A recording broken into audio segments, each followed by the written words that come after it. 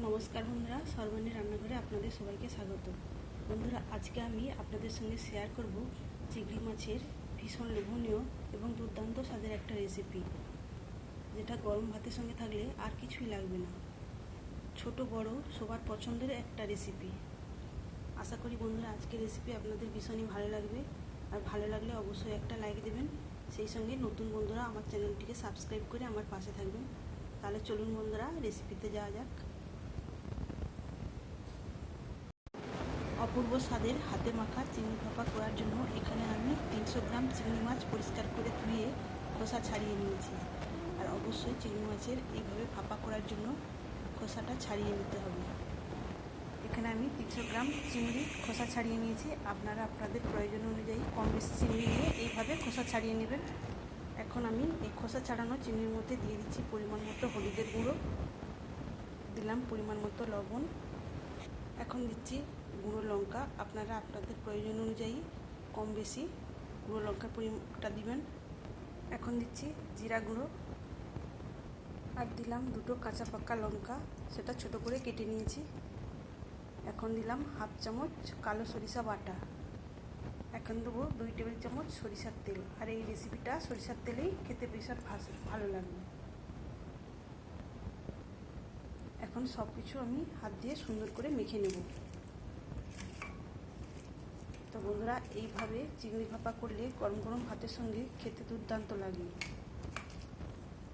আর এটা একটা ভীষণ লোভনীয় রেসিপি। চিংড়িগুলোকে আমি সুন্দর করে মেখে দিয়েছি। এখন এই চিংড়িগুলো ভাপিয়ে নেওয়ার জন্য এরকম একটা টিফিন কৌটা নিয়েছি।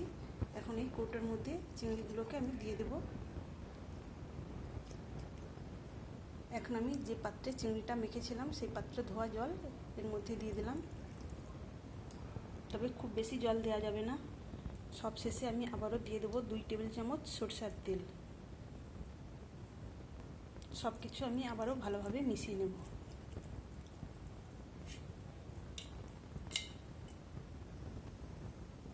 এদিকে চিংড়িটা ভাপিয়ে নেওয়ার জন্য একটা পাত্রে আমি জল বসিয়ে দিয়েছি। এবার এই মধ্যে দিয়ে দিলাম একটা স্ট্যান্ড, দিয়ে এই পাত্রটা আমি এর উপরে বসিয়ে দেবো। তবে জলটা এমনভাবে দিতে হবে যেন ফুটে গেলে জলটা ওই পাত্রের উপরে উঠে না যায়। এখন আমি এটাতে ঢেকে দিলাম।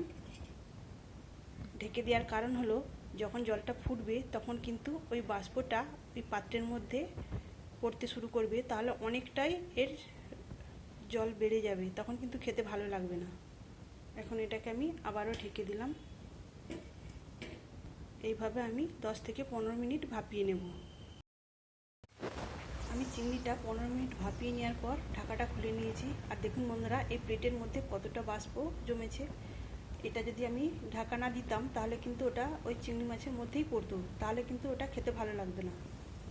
এখন ওই প্লেটটা সাবধানে নামিয়ে ওই জলটা ফেলে দিতে হবে। আর দেখুন বন্ধুরা, এখানে চিংড়ি ভাপাটা কতটা সুন্দর হয়েছে আর কতটা লোভনীয় হয়েছে। আমি এখন চেক করে দেখিয়ে দেবো এই চিংড়িগুলো ঠিকঠাকভাবে সেদ্ধ হয়েছে কিনা।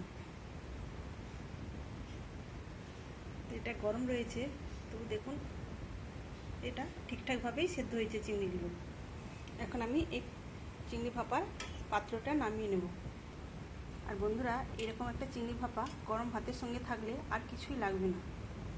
তাহলে বন্ধুরা, আজকের রেসিপি আপনাদের কেমন লাগলো অবশ্যই কমেন্ট করে জানাবেন। তাহলে আজকের মতো আসি। সবাই ভালো থাকবেন, সুস্থ থাকবেন। ধন্যবাদ।